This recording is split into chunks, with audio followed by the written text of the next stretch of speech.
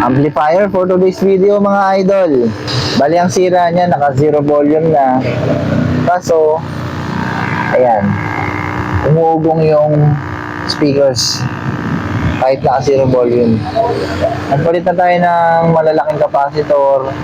Tapos yung dalawang maliit na capacitor, ganun pa din, umuugong pa din. Pag check ko ng supply, 39,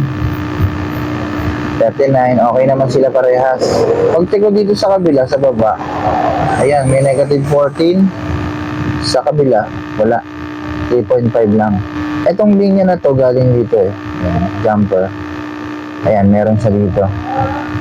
Pagtawid, wala. Okay, patayin muna natin.